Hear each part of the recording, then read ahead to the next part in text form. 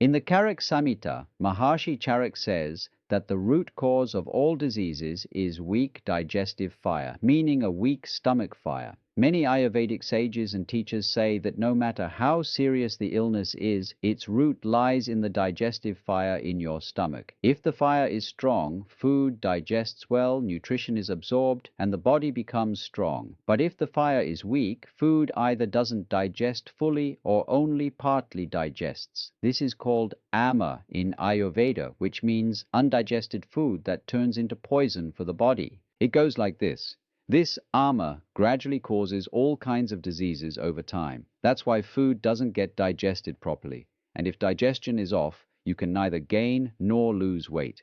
You end up with gas, acidity, constipation, food not settling in the body, loss of appetite, always feeling full, fatigue, weak immunity, headaches, migraines, dull skin, spots and blemishes on the face, acne, pimples, hair fall, weakness, trouble focusing, feeling restless and irritable all the time. On top of that, many serious illnesses start just because of this. Indigestion happens because of poor digestion. So today we're going to share 5 ancient Vedic techniques with you that, if you start using them in your daily life, will make your digestion so strong in just a few days that you'll be amazed yourself. And the best part is, these techniques don't rely on any chemicals or medicines. These are the same methods that sages and scholars used thousands of years ago, and they're still 100% relevant today.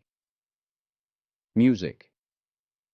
Now, before we get into how to improve digestion, it's really important to understand what's actually going on. Digestion inside the body basically means how food gets broken down and absorbed, and it's really important to understand whether the food is actually being digested or just rotting inside. So digestion actually starts right in your mouth. When you chew your food, saliva comes out, and it contains enzymes that begin breaking down the starch in the food. After you chew well and swallow, the food travels down the esophagus and reaches your stomach. In the stomach, there are 3 important juices. They come out: hydrochloric acid, mucus, and pepsin. This is what's called gastric fire. This fire breaks down the food, turns it into a liquid, and nourishes the body. Now, hydrochloric acid is so strong that it can even burn the lining of your stomach. That's why the body releases mucus, which coats the inner lining of the stomach. When these juices mix with the food, the stomach starts churning. It contracts and expands, mixing the food thoroughly and starting the digestion process.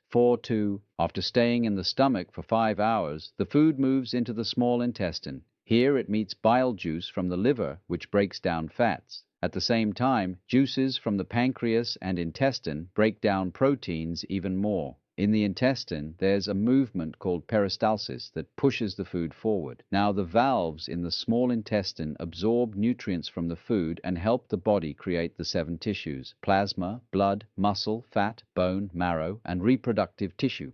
This whole process is known in Ayurveda as the theory of tissue nourishment. It goes through, and whatever food doesn't get digested ends up in the large intestine as waste and then leaves the body. In Ayurveda, this is called bowel movement, where the body gets rid of toxins to stay clean and refreshed. Today, we'll start by checking our stool to see how strong our digestive system really is. First up, stool inspection. Look, a person eats about 1.5 kilos of food daily. Now the question is this food properly digested or is it rotting? The simplest way to find out is by checking your stool. Inspecting means checking your stool. So, mainly, there are 7 types of stool. Type 1 looks like this: small, hard lumps, kind of like goat droppings. This is extreme constipation. Type 2 looks like this: a long sausage shape, but a bit hard and lumpy. This is also constipation. Type 3 looks like a sausage with cracks on the surface. This is almost normal. Type 4 looks like a smooth, soft sausage or snake. This is perfect digestion.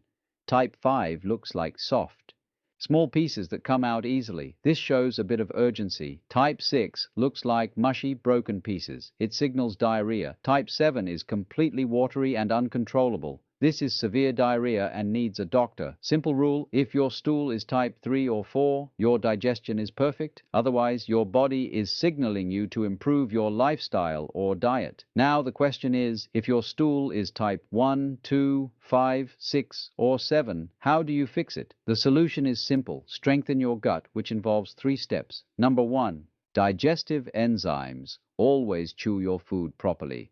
Don't drink water immediately after eating. Include raw fruits and veggies in your diet. Number 2, probiotics. Things like yogurt, buttermilk, and homemade pickles help balance the bad bacteria in your gut, so make sure to add them to your meals. Number 3, fiber. Definitely eat fruits, vegetables, lentils, and whole grains. After dinner, a spoonful of triphala, a traditional herbal mix, can also be helpful. You don't need to buy anything fancy.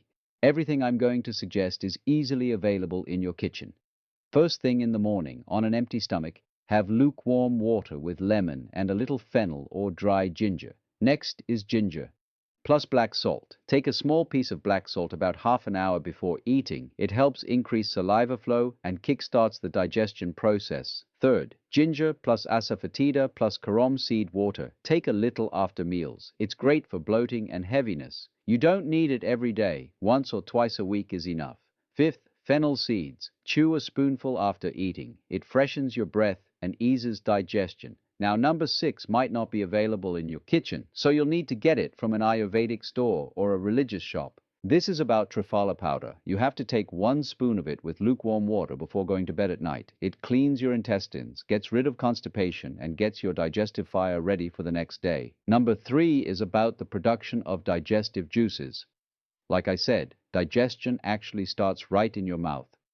The digestive fire in your mouth, linked with saliva, acts as the first filter. It contains enzymes like amylase that begin breaking down starch. When the food turns into digestive juices and reaches the stomach's digestive fire finds it easier to process.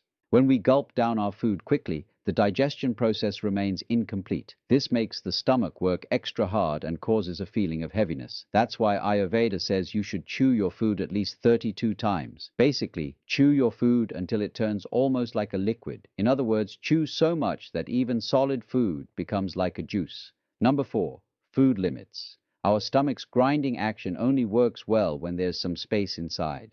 If we fill the stomach completely, the food just sits there and starts to rot. Ayurveda advises against this. Mom says that toxins build up slowly in the body. That's why it said you should fill your stomach only halfway with food, a quarter with water, and leave a quarter empty. When there's space inside, both your digestive fire and process stay active. So you shouldn't eat until you're completely full. This small habit can prevent obesity, acidity, and laziness.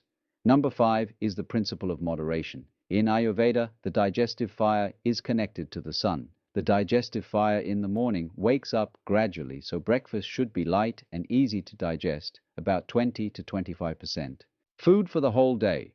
For breakfast, have fruits, milk, dairy products, light upma, poha, oats, nuts, or dry fruits. Around midday, the sun is at its strongest, so this should be your biggest and heaviest meal, about 40 to 50% of your daily intake. For lunch, it's best to have roti, rice, dal, vegetables, ghee, and salad. Then, you should always finish dinner before sunset.